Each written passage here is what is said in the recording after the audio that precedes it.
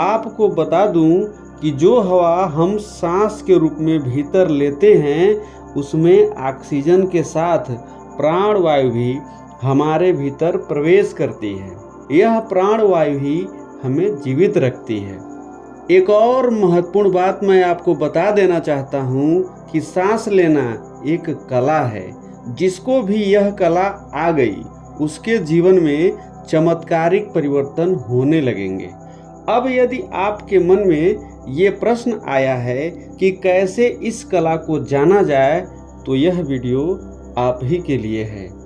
आज के इस वीडियो में हम जानेंगे कि कैसे सांसों की गति को ठीक करके हम अपने जीवन में चमत्कारिक परिवर्तन कर सकते हैं।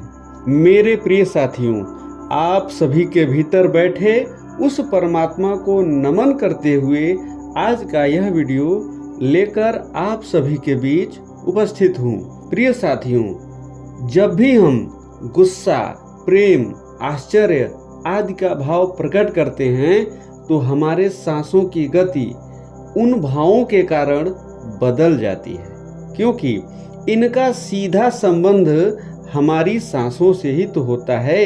नाक से ली गई सांस हमारे मन, हमारी भावनाओं व हमारी सेहत पर सीधा असर डालती है। अब आपको करना क्या है?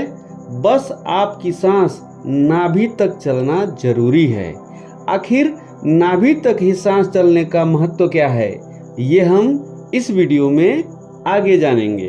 अगर आपके मन में कोई इच्छा बहुत दिनों से दबी है तो आप सांसों के इस प्रयोग के द्वारा अपनी इच्छा को भी पूरी कर सकते हैं। यदि आपको गुस्सा अधिक आता है तो सांसों के प्रयोग द्वारा आप अपने गुस्से पर भी काबू पा सकते हैं, क्योंकि सांस का सीधा संबंध हमारे मन से है और मन को नियंत्रित करके हम क्रोध को भी नियंत्रित कर सकते हैं। प्रिय साथियों, एक सामान्य मनुष्य 1 मिनट में औसतन 15 सांस लेता है, लेकिन आपको यह जानकर आश्चर्य होगा कि सांसों के नियंत्रण से सांसों की संख्या को 15 प्रति मिनट से नीचे भी लाया जा सकता है और ऐसा करके 100 वर्ष से भी अधिक जिया जा सकता है।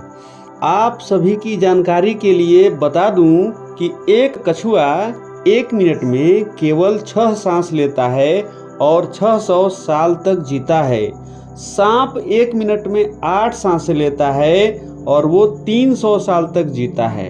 खरगोश 1 मिनट में 38 बार सांस लेता है और वह 8 वर्ष तक जीता है।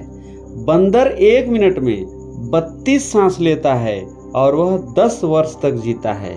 वहीं कुत्ता 1 मिनट में 28 सांस लेता है और 12 वर्ष तक जीता है। इससे एक बात तो साफ है कि सांसों पर नियंत्रण करके लंबा जीवन जिया जा सकता है। साथ ही जीवन में असीम ऊर्जा का अनुभव करके चमत्कार होता हुआ भी देख सकते हैं। प्रिय साथियों, सांस लेना एक विज्ञान है। वैज्ञानिक तरीके से सांस लेने के लिए जरूरी है कि नाभि तक सांस लिया जाए, क्योंकि अधिकांश व्यक्ति सीने तक ही सांस लेते हैं। जब तक सांस नाभि तक नहीं चलेगी हमारी आध्यात्मिक उन्नति मुश्किल है। नाभि तक ही सांस लेना क्यों जरूरी है? क्योंकि नाभि के पास ही प्राण ऊर्जा का केंद्र है, जहां से प्राण ऊर्जा या प्राण शक्ति पूरे शरीर में पहुंचती है। जब हम नाभि तक सांस लेना शुरू कर देते हैं तो हमारी आध्यात्मिक उन्नति शुरू हो जाती है और हमारे भीतर उठ रहे ईर्ष्या, वासना, क्रोध आदि के विचार खत्म होने लगते हैं। हमारे भीतर सकारात्मक ऊर्जा का संचार होता है। होने वाले इस चमत्कार को आप खुद ही देख व महसूस भी कर सकते हैं। नाभि तक सांस चलाने का अभ्यास करने के लिए सबसे पहले आप पालथी मारकर अर्थात सुखासन या पद्मासन में आराम से बैठ जाइए। अब आप अपने दोनों हाथों को घुटनों पर रख लीजिए। अपनी आंखों को कोमलता के साथ बंद कर लीजिए। एक महत्वपूर्ण बात और जान लीजिए कि बैठते वक्त आपके रीढ़ की हड्डी बिल्कुल सीधी होनी चाहिए। अब जैसे एक छोटा बच्चा नाभि तक सांस लेता है, अर्थात उसका पूरा पेट फूलता व पचता है, बिल्कुल वैसे ही गहरी सांस नाभि तक लें, फिर सांस बाहर छोड़ें। सांस लेने व छोड़ते समय आपका पूरा ध्यान आपकी सांसों पर होना चाहिए। ऐसा आप 1 मिनट से शुरू करके प्रतिदिन 5 से 10 मिनट अभ्यास करें। धीरे धीरे आप स्वयं जान जाएंगे कि आपके विचारों में ठहराव आने लगा है।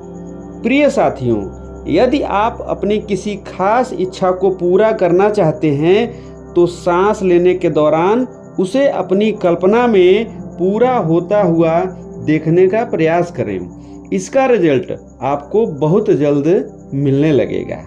आज के इस वीडियो में बस इतना ही। आपसे पुनः मुलाकात होगी।